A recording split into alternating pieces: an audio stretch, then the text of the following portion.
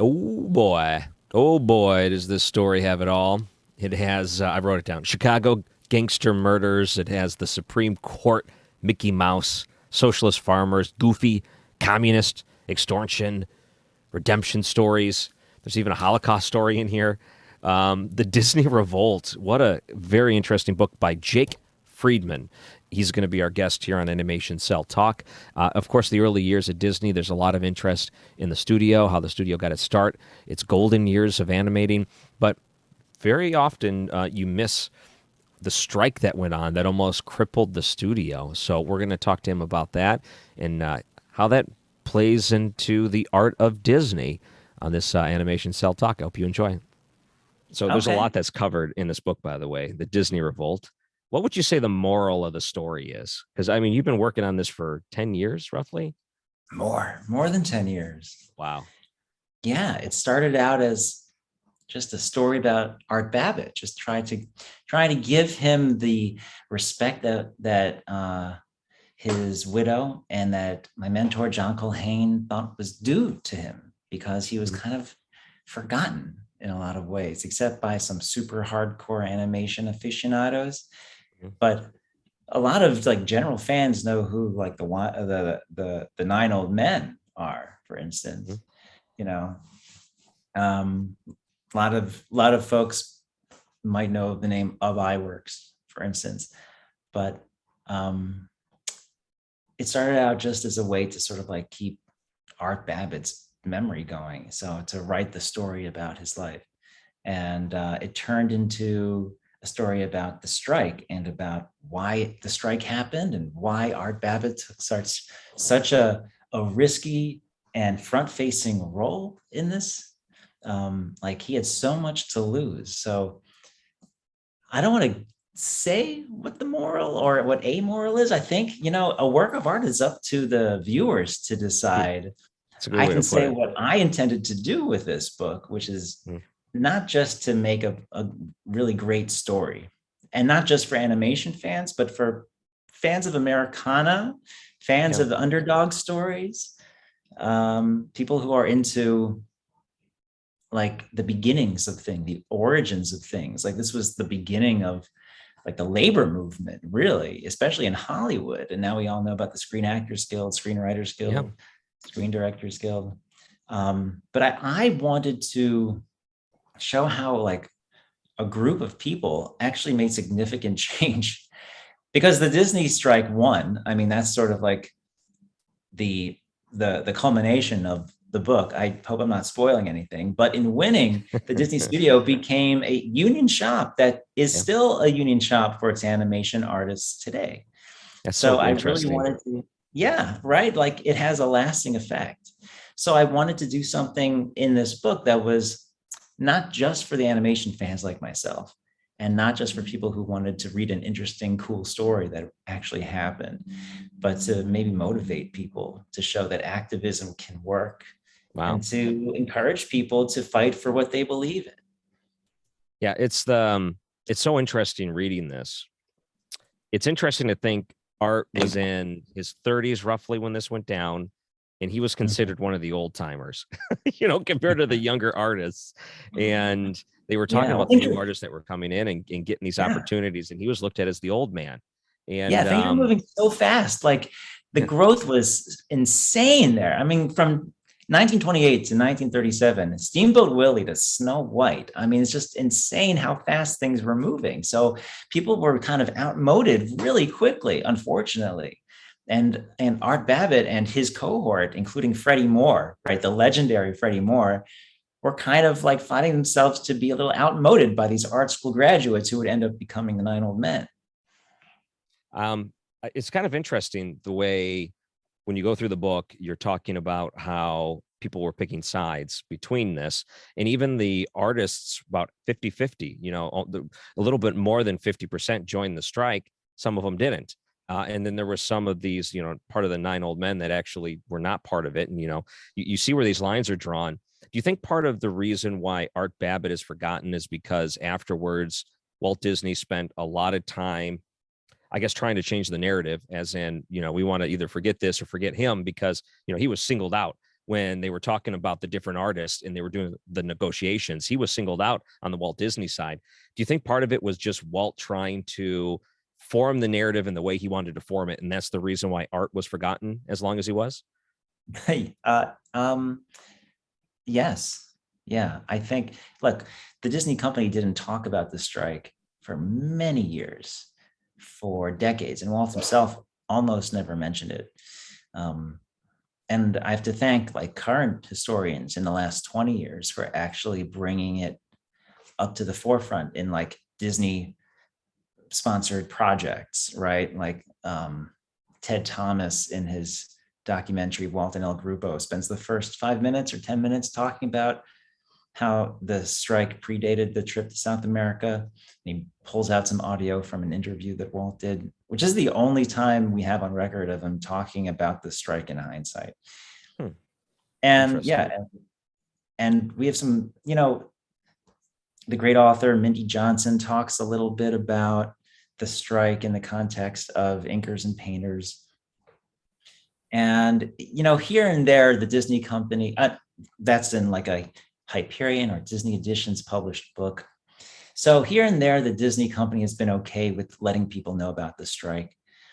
But, if you go to the Walt Disney Family Museum in San Francisco, there's a nice, beautiful section about the strike. That's not the company, that's the family. That's his daughter, Diane, saying, look, people are going to talk about it. Better we put everything out in the open before people sort of like guessing and creating conjecture and like creating myths of things that didn't happen. Better we sort of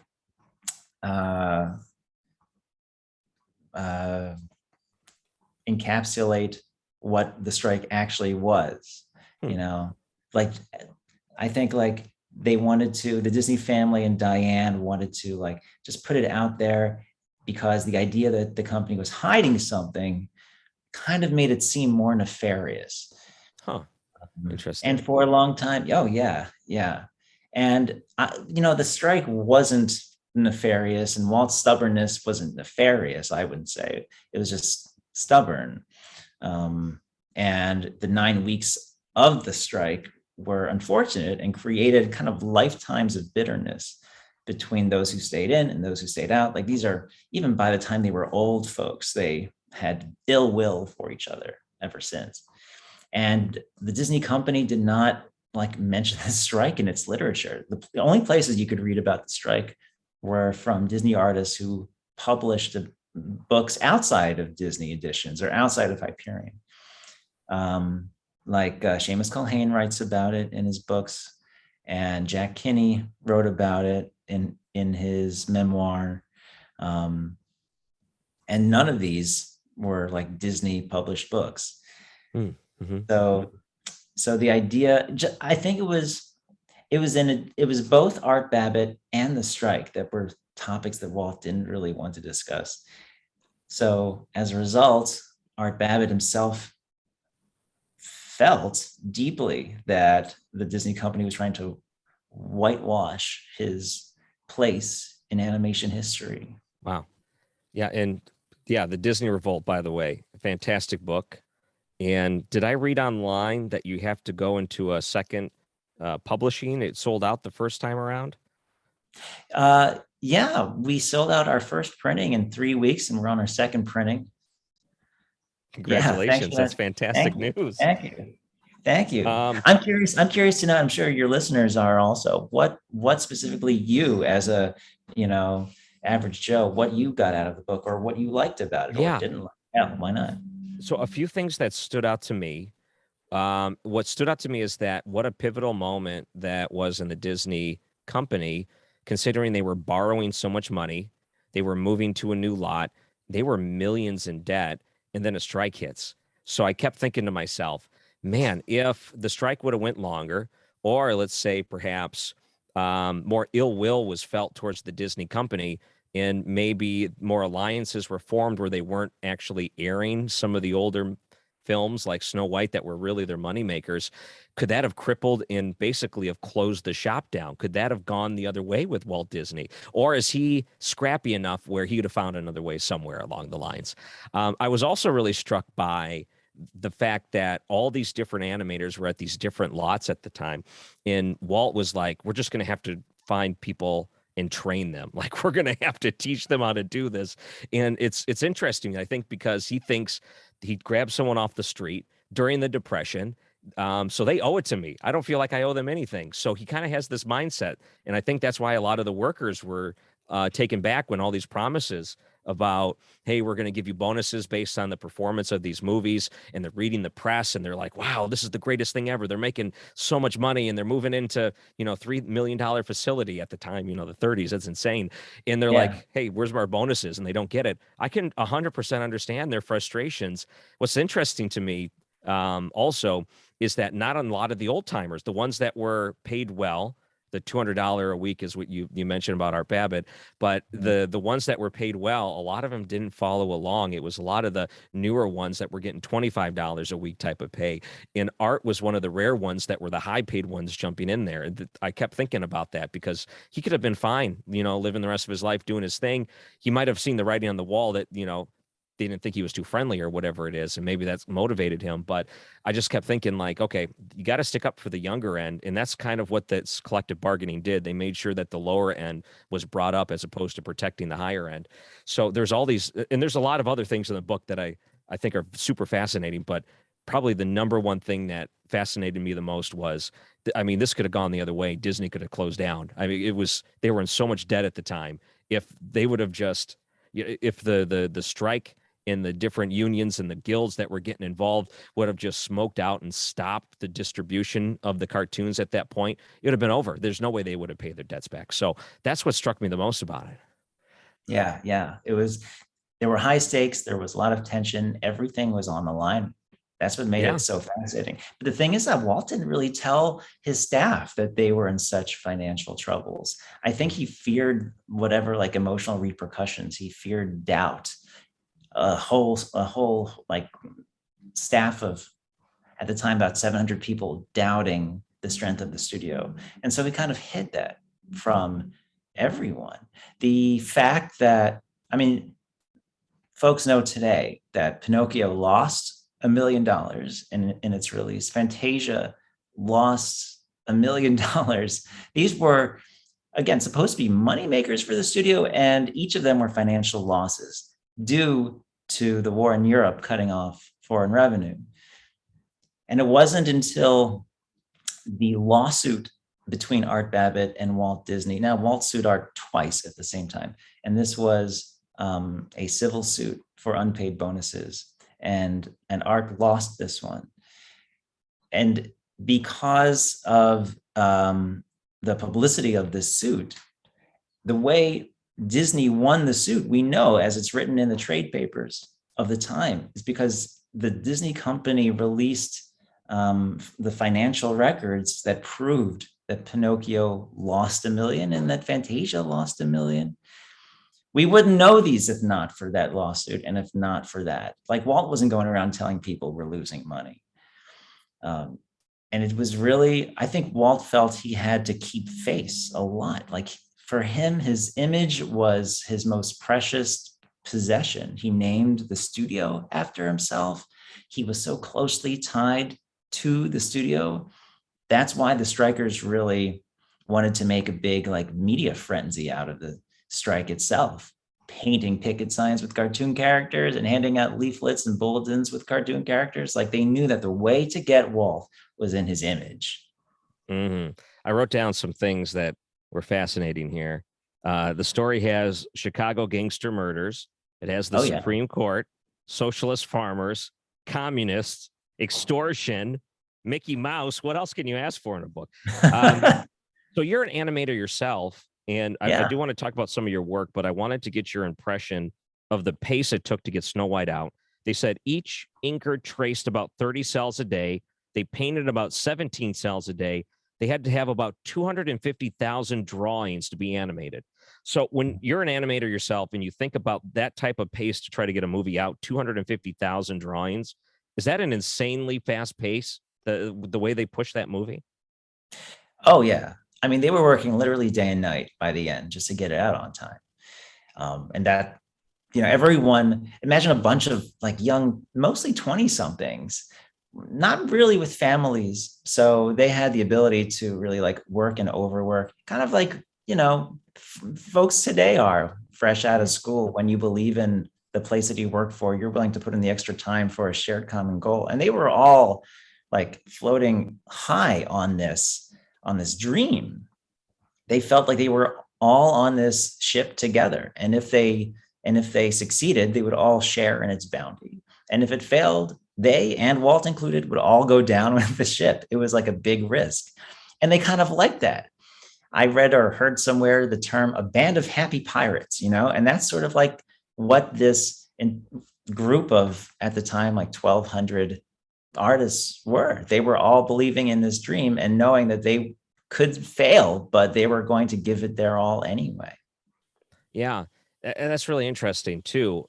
When you feel like you do have an investment into the product because each of these different artists were working on different parts, but it's part of the grander movie. And then you had some of the very famous scenes by the more talented artists.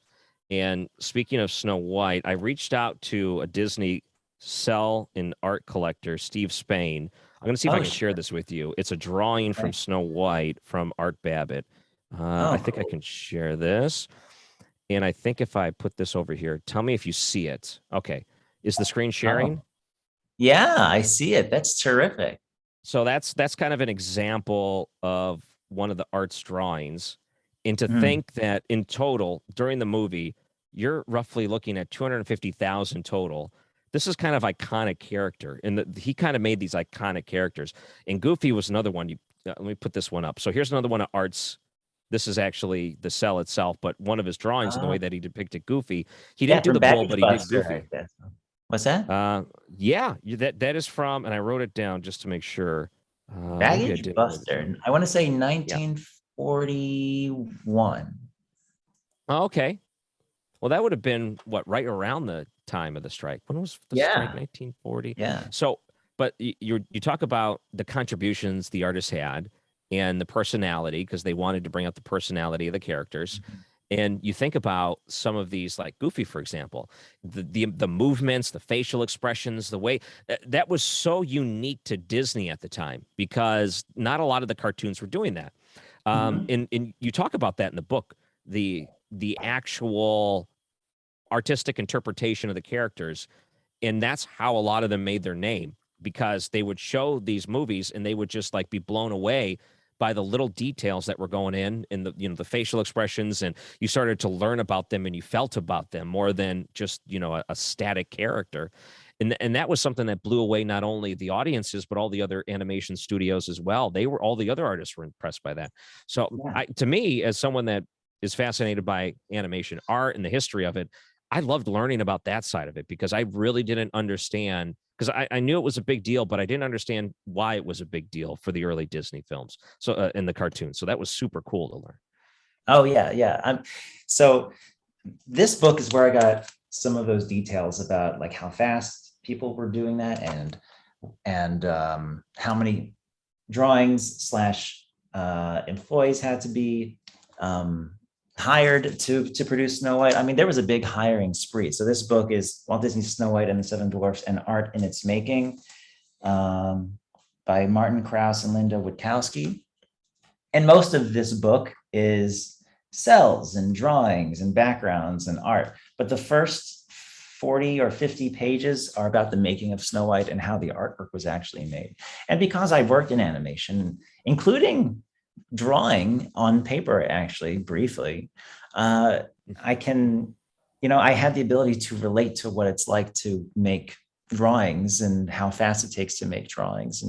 And I wanted to share that with the readers. So they got a chance to kind of like put themselves in the shoes of the artist and get an idea of how fast they needed to work and what they were building off of. I mean, the first half of the book is how Snow White even came to be Mm-hmm. from 1932 through 1937, and how Walt kind of like persisted this vision through these different exercises, and how the Silly Symphonies became a training ground for that, and how like the country cousin, that short with the City Mouse Country Mouse that won an Oscar, that Art Babbitt did this like pivotal animation of the drunken mouse for, how that short convinced Walt that, oh, now we can do the dwarves. I feel convinced that we can show characters who have a similar design but different personalities based on how they move. Where dialogue isn't really necessary to see these characters at work.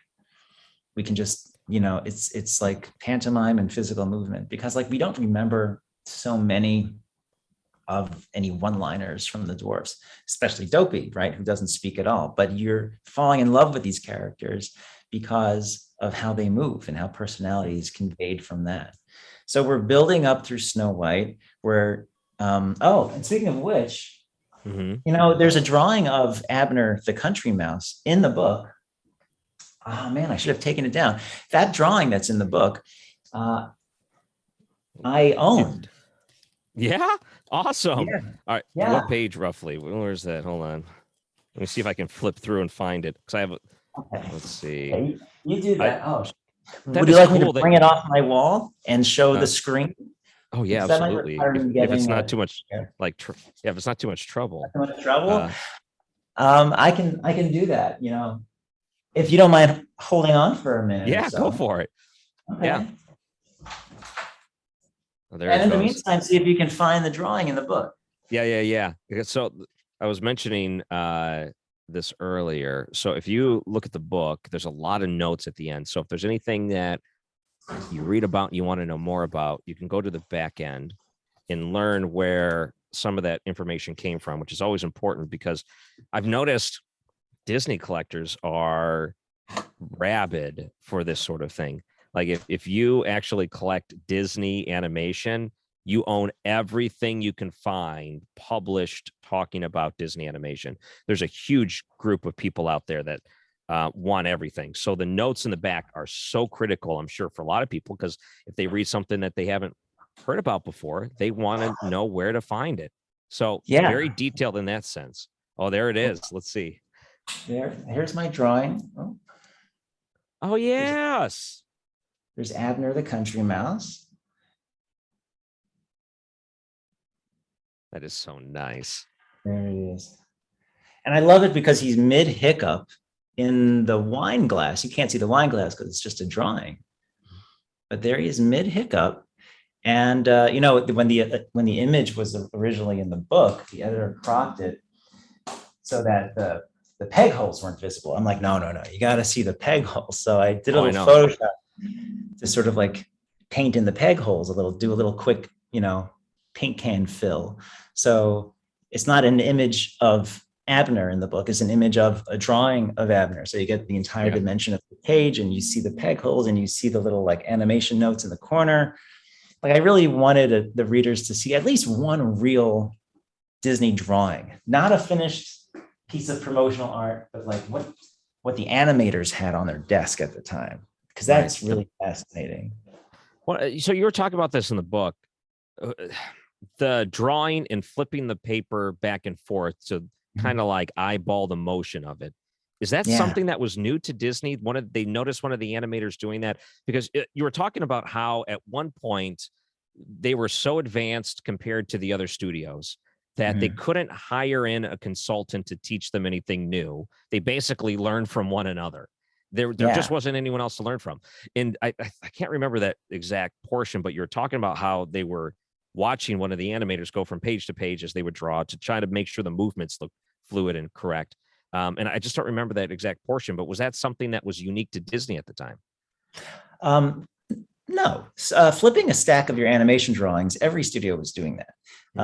Putting drawings between each pair of fingers in your hand and twisting your wrist, which they call rolling, about 4 or 5 drawings. Every studio did that too. The thing that made Disney unique before Art Babbitt got there was that Walt felt it was important to invest in pencil tests, in moviolas, to sort of like test their rough animation and process the film of the rough animation and watch the film of the rough animation through this little moviola machine and then do better, which was a very expensive process. I mean, Walt was producing films at a third of the speed as the next guy. I mean, for the sake of convenience, it turns out that like Art Babbitt worked at Terry Toons before Disney. So I was able to sort of like show the Terry Toons process a little bit as a comparison before he goes over to Disney. Mm-hmm. And the Terry Toons, they flipped the drawings and they rolled with their wrist, but there was no way to test your animation. You would make your animation at your desk, and the first time you see it actually moving at 24 frames a second is when it gets, it in its final print for distribution, which would be like a couple months after you animated it. So it was very hard to get better at the craft at Terry Toons. And Paul Terry didn't even care. He didn't care if people got better or not, because the theaters were going to buy his cartoons anyway. His goal was not to make art. His goal was to make money. And he used the money that he made to, get wealthy. Walt used the money that he made to invest back into the studio. He was buying more moviola machines. He was figuring out ways to test animation, doing sweat boxing, which is basically watching the rough animation and making notes so the animators can, do better. And it was constant honing. Do you think Walt, as a businessman, was very calculated? So do you think that for him, he didn't look at it as overextending his credit? He looked at it as the best way to expand the Disney empire? Because going back to what we were mentioning before, there's a point where he was, millions of dollars in the hole, going through Snow White. They were going back to the bank asking for more money. And they were like, oh man, if they don't get this extra money, are they going to complete the film? And they were already not paying the animators for the overtime and the weekends and all these things. So, and he keeps like overextending himself, overextending his credit, but he's using it in a way to try to expand his empire because he knows and he believes in himself. To me, I look at that and say, man, that could have been super foolish with everything on the line. But maybe he might be one of the smartest business people ever. I don't know. How do you think he was as a business person? I don't think he was a business person in the least at all. I think he, not in the slightest. I think he was extremely lucky to have someone like Roy on his team. Mm-hmm. Roy was business savvy. Roy knew about is what you call like empire expansion. I don't think Walt was thinking a lick about empire expansion at the time. I think he just wanted to sort of make something that would allow children to get lost in a fantasy and then allow adults to get lost in art. I mean, what commercial value does Fantasia have? I mean, it stands so apart from anything that had ever come out, aside from like some abstract films by Oscar Fischinger and other abstract artists like Mary Ellen Butte. I mean, like Walt Disney was really, he wanted to do things that had never been done. And he surrounded himself with incredibly creative people who would help him fulfill this vision. But if he was just out for the buck, then he would have found something that worked and continued doing the same thing. The Three Little Pigs worked. And what did Walt say? You can't beat pigs with pigs. That's what he said. But his staff was like, but the pigs sold so well. Let's make 6 sequels, more or less. Well, they were getting bonuses at that time. Of course they wanted more. Those paid out. True. That's true. They were getting bonuses at the time. Sure, why not?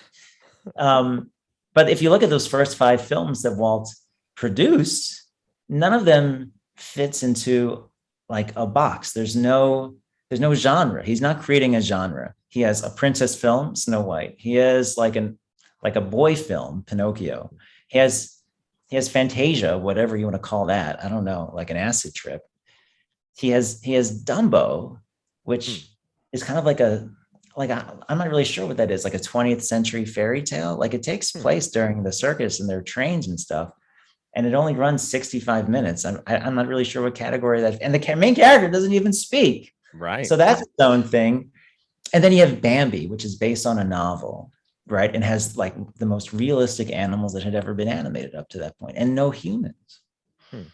So each one of these is kind of like fitting in its own genre. And Bambi is not like a baby animal movie. The first half they're small, and the second half they're adult. And you watch the adult Bambi parts, and you're like, wow, this is really sophisticated animal animation. Like a four-legged acting is really tricky. Mhm.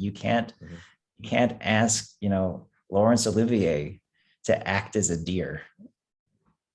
You know, there's something interesting about all these different movies that you're talking about right now because they're so iconic. Yeah, I was thinking about someone asked Lauren Michaels from SNL what Mhm. the best cast was, and he said, the answer always is whenever you were in high school, that's what you believe the best cast of Saturday Night Live was. That's And right. that Yeah. doesn't apply to Disney because if you were to say, when was the best era for Disney?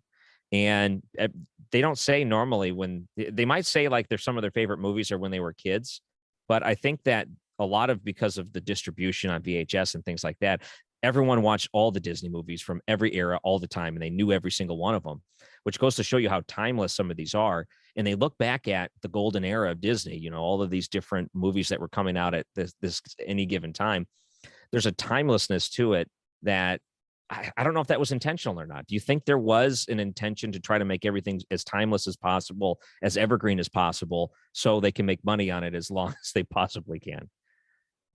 Uh, Again, you're thinking of Walt as a businessman, and I don't think he was a businessman. If I were to Yeah. psychoanalyze him, and I kind of had to, or at least to dip into his psyche to write this book, Mhm. I think he was trying to chase an unfulfilled childhood, Hmm. and he wanted to make something that could reach adults and kids.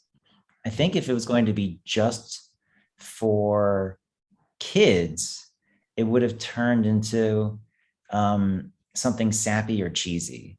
Mhm. And there are notes from Walt's story meetings where he says he doesn't want something sappy or cheesy like that, Hmm. and he tried to stay away from what he calls like the Cupie style. Although plenty of Cupies sneak in, a couple, like winking, blinking, and nod. Hmm. Um, and if he wanted to do just adult stuff, then he would have leaned more into like Fleischer territory. But he wants something that taps into the inner child of adults and also doesn't talk down to children, Hmm. you know so you have a witch in Snow White who's like really scary, and some Mhm. scenes in Snow White that are really scary.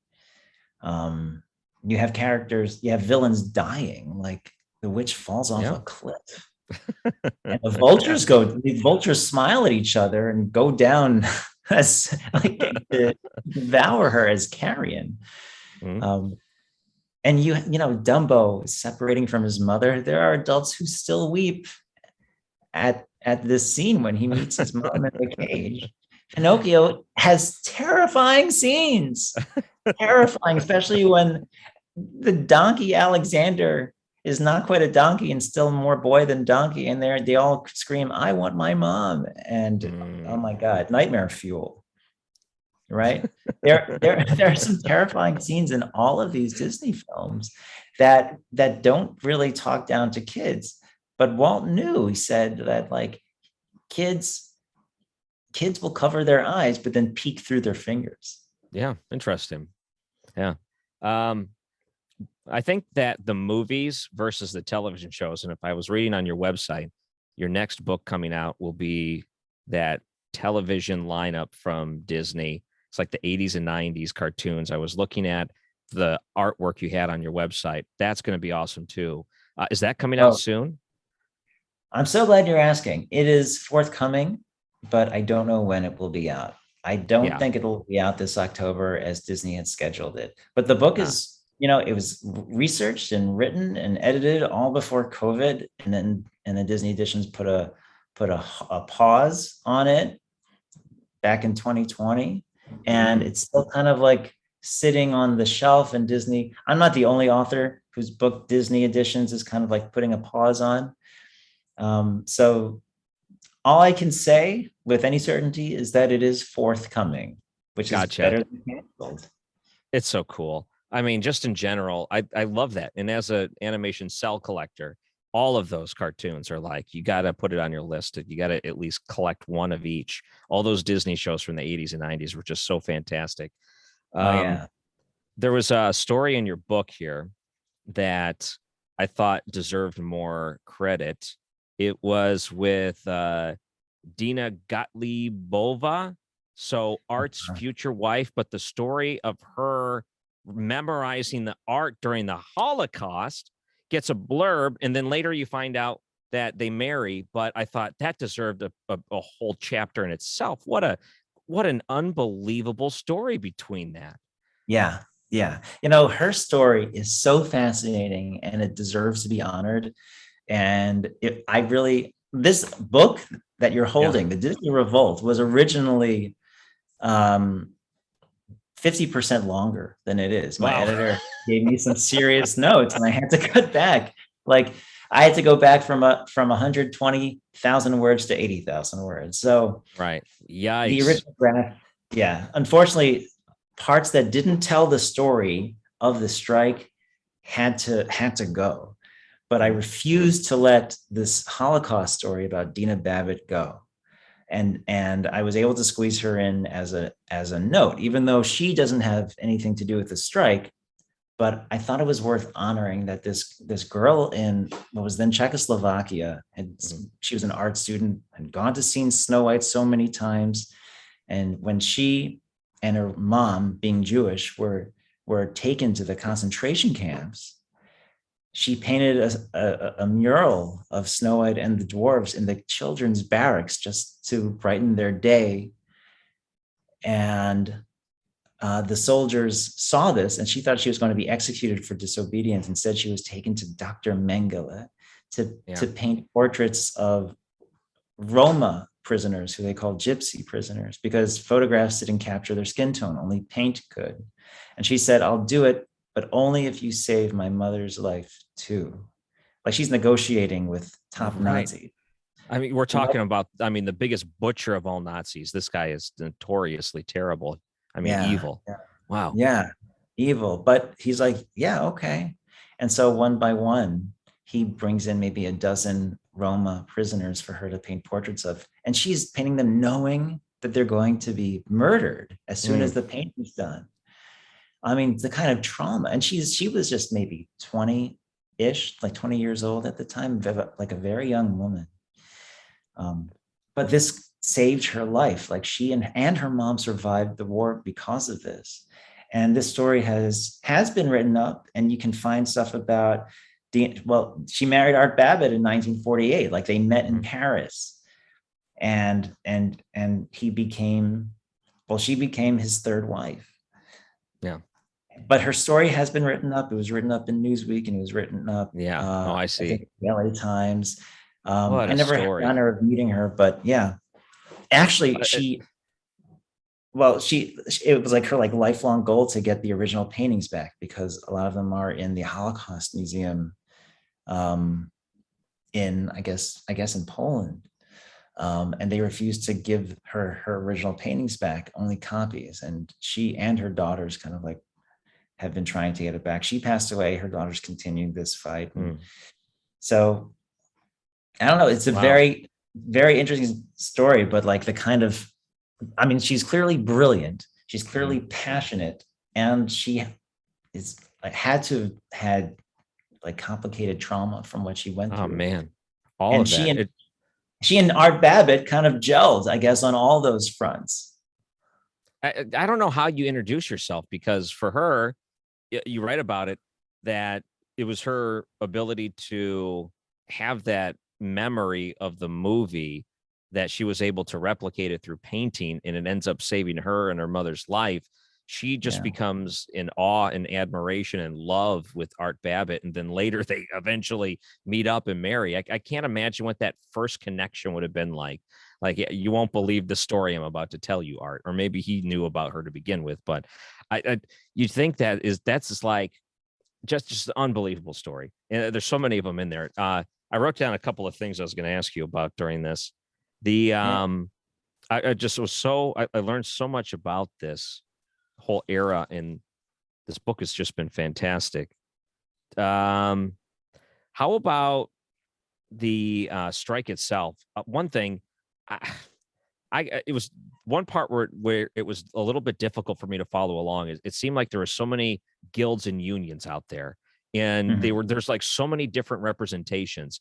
But the thing that struck with me too is that when the Disney artists were striking, it seemed like all these other artists that were working for different studios, though represented, I think Disney was like the last one that to Yeah, be not represented.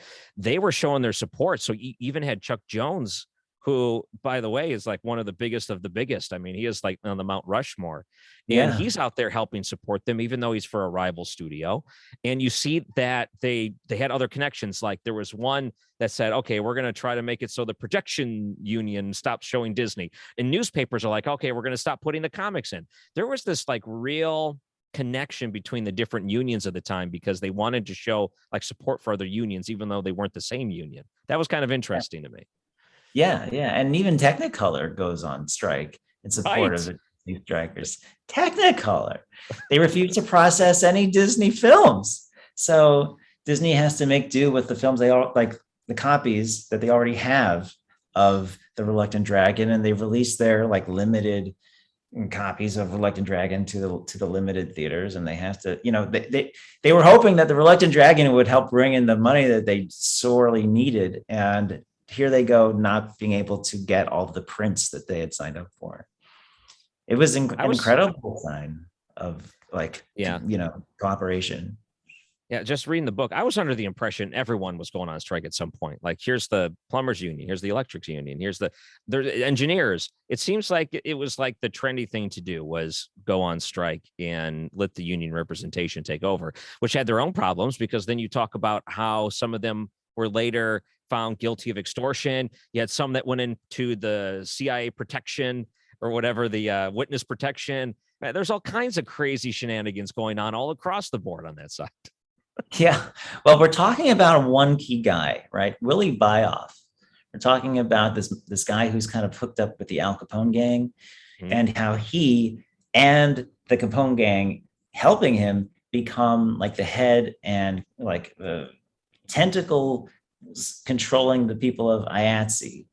IATSE now is like a big and, as far as I know, clean labor organization. At the time, it was run by this guy and the Al Capone unit. So they're trying to unionize all the crafts of Hollywood.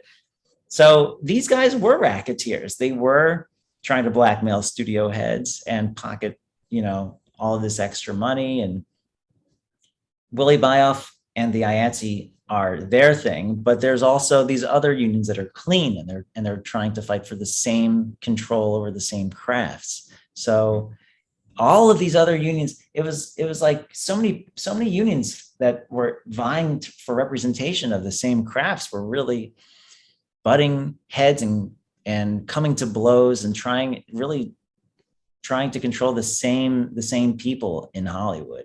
I wouldn't say it was trendy to go on strike. It was trendy to have a union. Hmm. And if studio heads didn't acknowledge the union, if they didn't recognize the union or the right for their workers to have collective bargaining power, then the workers would threaten with a strike. Mhm. And the workers were always led by a strike leader. And there were professional strike leaders like Herb Sorrell. He was basically the guy who worked for the big labor organization. And he would go like support strikers or not strikers, but support these would-be unionists so they could get a union. Hmm. Having a strike was kind of like a last ditch effort or worst case scenario type of thing. And it didn't really happen all that often, although the threats were all the time. And Herb Sorrell, picture like a guy who's like 6'5", ex-boxer. His nose is all kind of like misshapen because of times in the ring. And so he was a kind of an intimidating figure, but he was fighting for the rights of the workers. Mhm. And the fact that he is kind of like, we don't really have anyone like that anymore. Someone who like represents an entire city the way he represented crafts workers in Hollywood. But he was considered Hollywood's #1 labor organizer. Wow. So So he was fighting for them, and he knew all the strategies and he knew all the techniques. Um, he knew that threatening with a strike was one way to get what he wanted, and strikes were threatened constantly and very Mhm. rarely actually happened. The fact that the Disney strike happened was an anomaly, and the fact that it was such a long strike and such a bitter strike was also an anomaly. Also, the fact that it was kind of fun, like with cartoon characters all around on their picket signs and stuff, and the fact that it was non-violent also made it stand out. Um, and of course, the You fact know, that, yeah, other factors like them previewing movies for the press had to go through the picket lines to see it on the studio, which is interesting yeah, because the you were putting some excerpts and such, and you picked a side when it came to this. And a lot of times the press were not too complimentary to the artists. They looked at it as the Walt, this person that's creating all this magic. These guys just aren't grateful for having a job or whatever. So you get like people in there that kind of like don't like these artists because they're striking. And then you get a lot of people that are supporting the artist. And much like the artists themselves, they were even split because then you had the ones in the studio that were continuing to work and others that didn't. And so there was always this like either polarizing thing. You're on one side or the other. yeah. And I wanted to kind of like show both sides and the reasoning for both sides.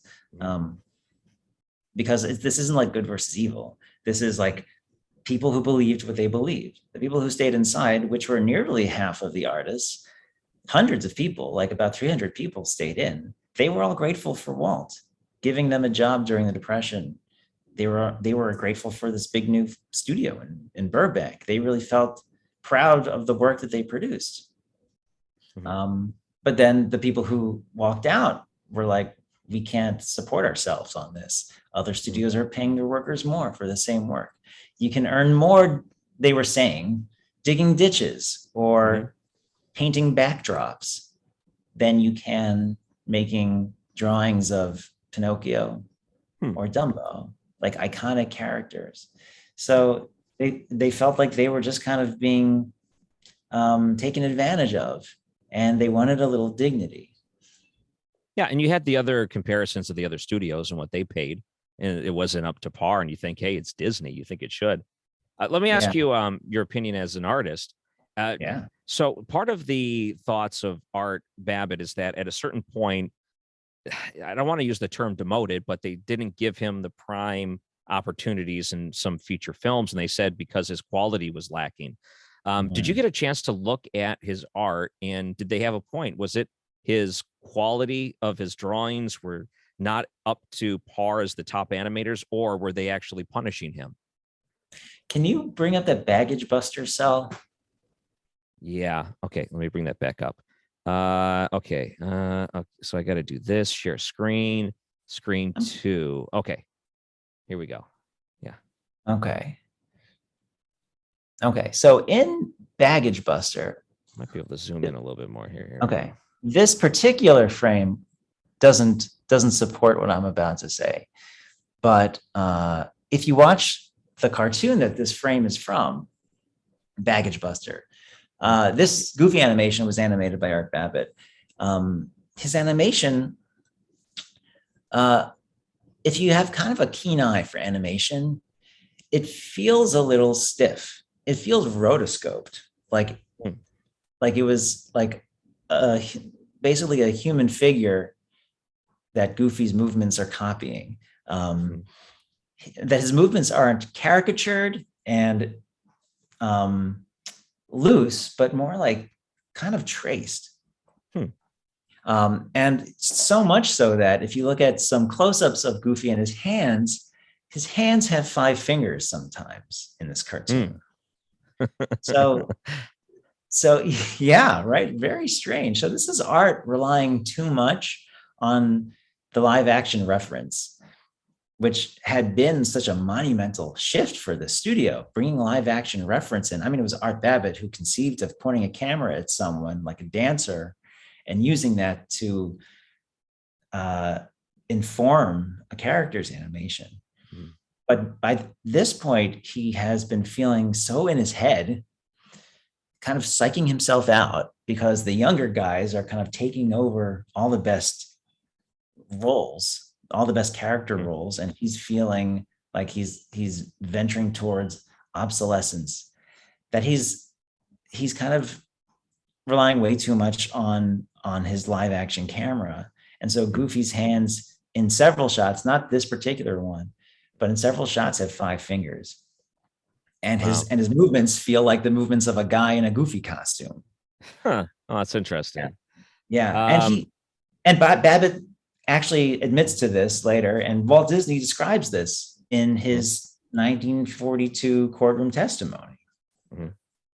Yeah, and part of the testimony, one of the big revelations, of course, is the studio financials, where everyone's shocked because the press would report that they were making all this ton of money, and maybe that added to some of the resentment from the artists because they didn't have a look at the books themselves to see if they were making or losing money on some of these features. But they just thought, "Oh, how could we be losing money? Everything's going so well. We just moved into this giant new facility. We got stockholders now and all these things." Let me ask you this too, because afterwards, it wasn't until one of Walt Disney's descendants I can't remember who it was, that eventually tried to make amends towards the end of Art's life. Was it Yeah. Roy? Was it his nephew? But Yeah. was Roy Jr. Yeah. It was Um, Roy Jr. so he reaches out and he tries to make amends. And it's not to say that after Art Babbitt left Disney, he disappeared. He taught a lot of animators overseas because he was looked at as a treasure. And then Yeah. Who Framed Roger Rabbit, the studio of all the different artists he was working and training over there, they get that movie opportunity, and he's even working on that film. And you can see a lot of his influence in a film like that in retrospect. Yeah. Yeah. Really cool. He was the main I want to say like instructor at that studio, which was the Richard Williams studio. Like Richard Williams knew a treasure when he heard the name Art Babbitt. He was like, oh my gosh, will this guy come? Like he was a big animation geek before there was such a term as animation geek. And so Art Babbitt, not only was he a good animator, like a top animator even then, but he was able to describe the ins and outs of animation. He had been teaching animation at one of the universities in Southern California, and he knew what kind of assignments the students would have to do to really learn the fundamentals and to really practice character animation. Mhm. And so he was the teacher of all of these animators who Yeah. ended up doing Who Framed Roger Rabbit. So in a crazy way, Art Babbitt is partially responsible for the end of the golden age and the beginning of the Renaissance. Yeah. And Mickey Mouse was in both of them, kind of in a way involved Yes. in this, because Mickey Mouse was in Who Framed Roger Rabbit, just for that brief Yes, he is. scene. Yes, he is. Wow, there's so much to this book, and I know that you had to cut some from this. Is kind of a sad thing considering how many years you worked on it. That must have been hard to say, like, oh, you probably just cut a year of my life out with trying to edit a book. Well, it's funny you say that because there were so many. I wonder if there are still animation drawings out there that still exist from some of the cut scenes from Snow White, right? I've wondered that. Famously, Well, what's even that? the shorts and things that he worked on after, you were talking about some of his assignments, he'd be given 60 seconds of animation of which they didn't use. I thought, I wonder if those drawings are still in the archive, the Disney morgue somewhere. I wondered. There was Walt was planning a Fantasia sequel. He wanted to Hmm. change up some of the pieces, like a touring symphony, and sort of like take some in and or like put some in, take some out, and it was constantly changing. That never like ended up happening, Hmm. not really until Fantasia 2000. Hmm. But Art had done a piece just about the little black Pegasus character, Hmm. who was kind of like the stubborn, belligerent little baby Pegasus that's Hmm. flying around. And I'd never seen that animation, but I just have record that he was working on it. So what other pieces of Fantasia animation that might be out there, maybe in the morgue, they would be great to see. But there were so many scenes from Snow White that were scrapped from the film, like a Hmm. bed building sequence and the whole soup scene. There's a soup Hmm. eating scene that was a musical. and there was a fight between Doc and Grumpy. And, I think if they're not online, these things are definitely on DVDs or the Blu-ray special features. And I wonder where these drawings are. I wonder if they still exist. I think a lot of the drawings that exist, like you showed me that Queen drawing, are cleanup drawings, which means that like they were passed from the animator to the animator's assistant to clean up. And if you're holding a Snow White drawing of any character, you can bet your bottom dollar that drawing was done under a lot of time pressure to get this thing out on time. There we go. Oh, There she sure. is.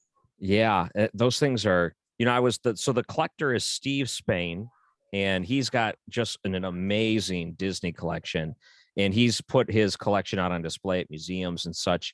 That's the type of caliber. And I was asking him about this, and I was asking him, I said, what do you think something like this would be worth today? Like, because he's an active collector. And he said, it's kind of tough to judge because it's such a niche thing.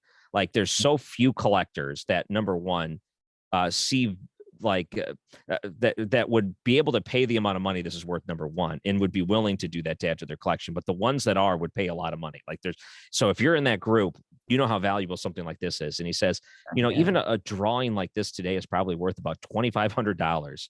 And now if you think about it, the movie itself had 250,000 drawings to be animated, but there very few of them are of this character. And this character is so iconic and so little screen time, that makes it even more rare. So even though it's not Snow White, or even though it's not, the main title character, if you have an iconic one that isn't on the screen as much, it means there is less inventory of that character out there, which ultimately could potentially make it even more valuable. I always thought that was interesting. Oh yeah, yeah, yeah, absolutely.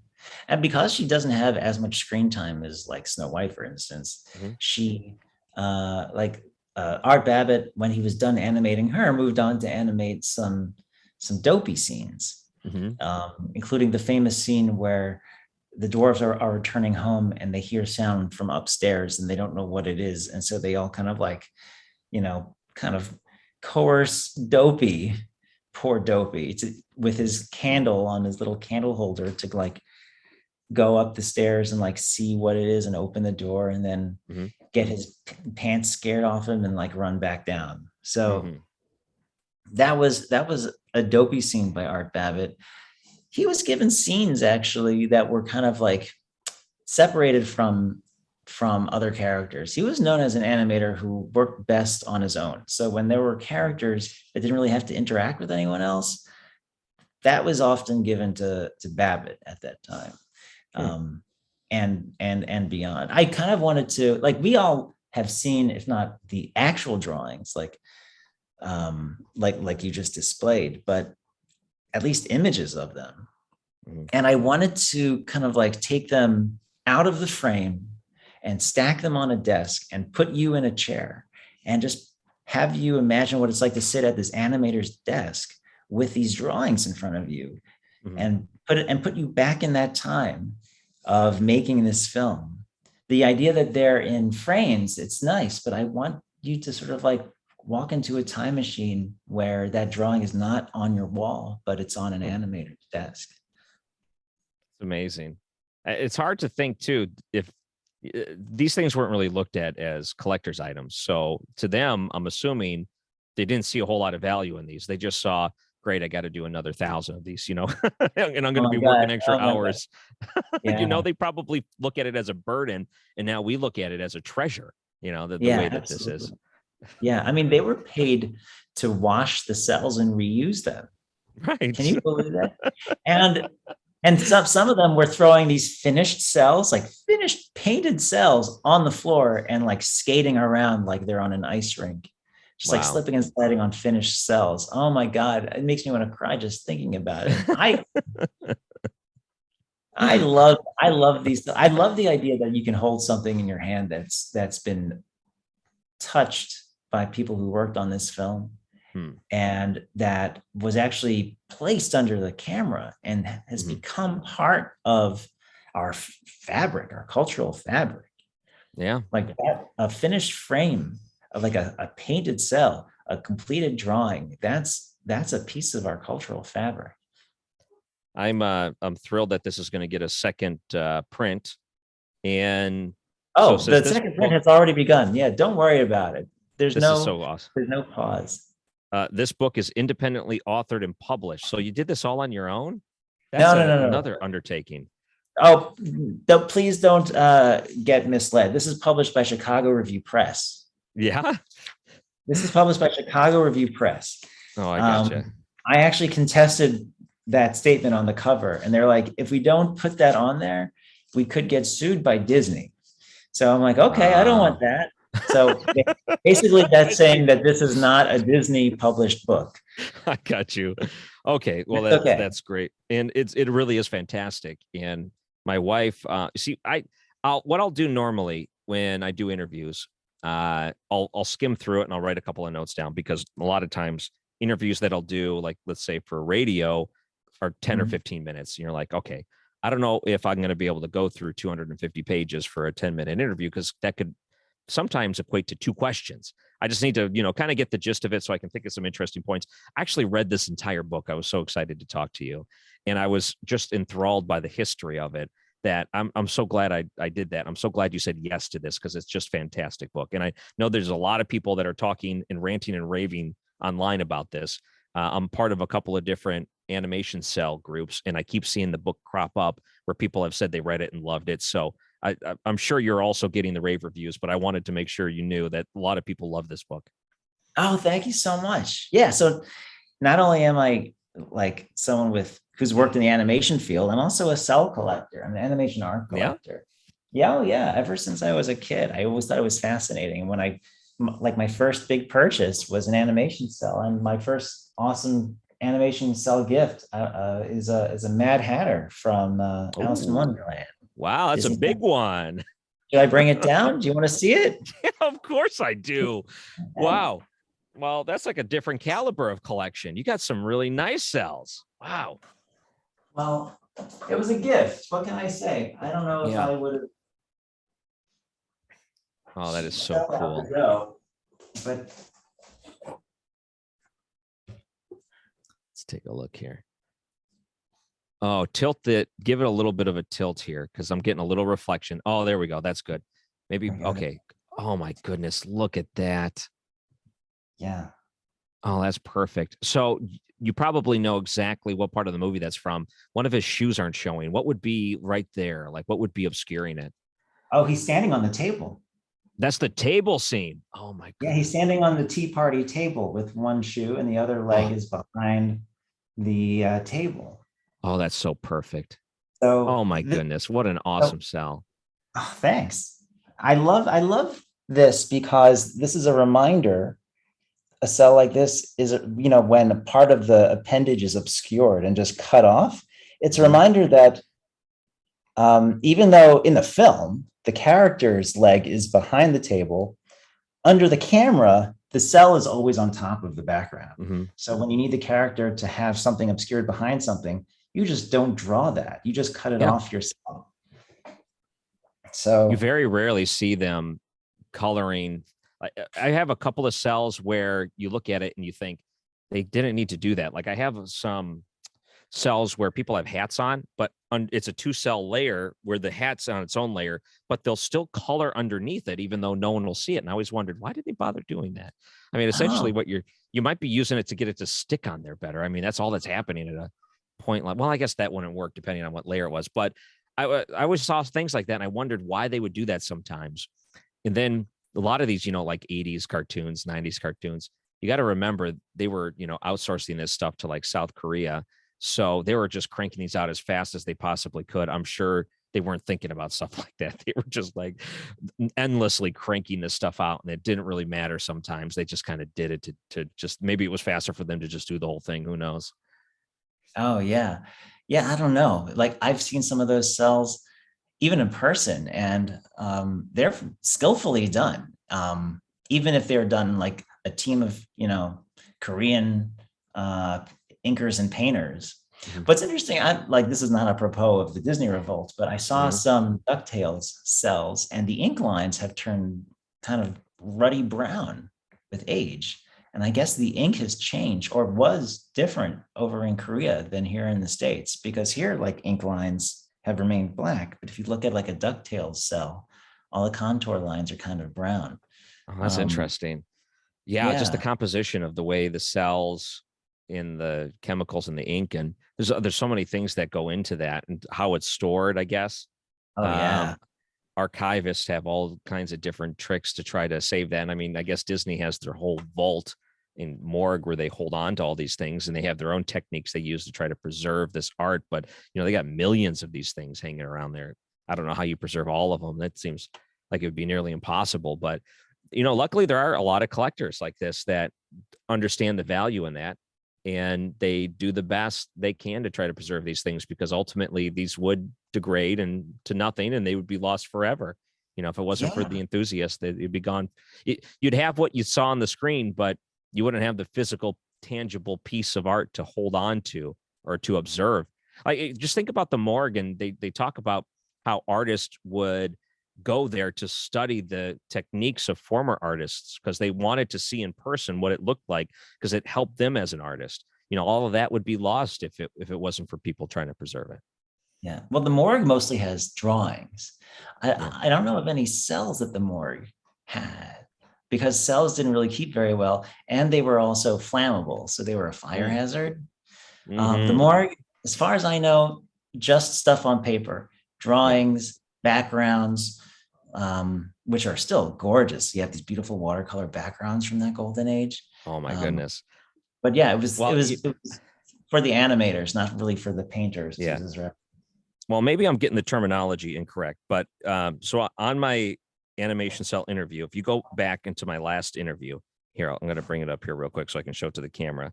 But I spoke to someone that worked there. He was one of the archivists, and he was telling me what it was like to work there. And it's so fascinating because those backgrounds, the panoramic ones, they Mhm. said they didn't know how to store them properly. So Disney bought what were basically giant ice cream tubs to wrap the panoramic cell. These like 10-foot cells, or not 10-foot, but like, see, how long were they? But these really long panoramic backgrounds, and they were Mhm. afraid to open them up to preserve them because they thought that we could damage them taking them out of this thing. So they had to come up with a brand new process to take this out. Um, my last interview, hold on, I'll show it to you real quick. Tim Campbell. I'm going to show you if I can show you his face here. There he is. Okay. So my last interview, if you see his face as Uh-huh. the last interview that I did, awesome. He describes what it's like preserving the art there, the different cells and things that they worked with. Because maybe I'm saying morgue and I mean to say a different word, but no, they have these giant facilities, and he was describing the process that they went through to try to preserve these cells. So they essentially built. He said it looked like a spine essentially with different layers on it, and the spine would inject air, so they would make sure it was like preserving the cell the best they could. Like, they actually created their own invention to try to keep these cells alive, the ones that were degrading. And I mean, there's millions of them out there, and you'll have to hear some of his stories. They're really good. Oh, that is really cool. You know, the Disney company has invented so many things that I'm Mhm. not surprised that they Yeah, invented this cool, like, cell preservation or yeah, artwork preservation technique. yeah. Um, I remember reading about a Disney artist back during the Golden Age who wanted to, like, preserve some of these cells from the shorts. And Hmm. nobody thought these were worth preserving, but he liked some of them. And so what he did, I wish I could remember his name. Maybe it's online somewhere. Hmm. Um, he basically, with each cell, like from these random shorts that no one cared if he took or not, he basically glazed the back of the cell with, I think it was clear nail polish to keep the paint, and that's worked. Like, it's preserved this huge private collection of Disney animation cells that have Wow. been touring from library to library. And the Disney company asked the family, the descendants of this artist, Mhm. will you please donate your cell collection to us? And they're like, no, thanks. Well, it's better than the lamination process they went through. That seemed to be a bad call by some of them. But before Mm. we go, because I know we're running out of time, I want to say your website. If people wanted to check out the Disney Revolt, they can just type in your name. But what is the web address they can go to find more about what you're doing and your future work as well? Oh, well, my website is jakesfriedman.com. The Disney Revolt website is thedisneyrevolt.com. When I have something interesting to say on the Twitters or the Instagrams, you can look at Jake S. Friedman on Twitter or Jake S. Friedman on the Instagrams, and I'll give any updates there. Um, if people have questions about the Disney Afternoon book, and if I get updates, it'll go straight to the Twitters. I promise you that. I can't wait for that one too. As much as I enjoyed this one, I'm absolutely going to check out the other one. Jake, I got to say again, much praise is due for this masterpiece book here, The Disney Revolt. And thank you for spending so much time with me here today. I really appreciate it. Oh, thank you, Ryan. This was fun. Big thank you again to Jake. You can find his book. There it is, The Disney Revolt. I think you really enjoy it. I really enjoyed it. In fact, it's about 300 and some pages, 322.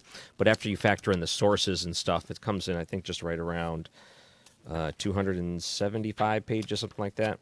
260. Oh, wow. No, there's a lot of sources in here. So I wanted to thank you. If you enjoyed this video, make sure to give this page a like. We have 100 subscribers now. Whoa, where did that come from?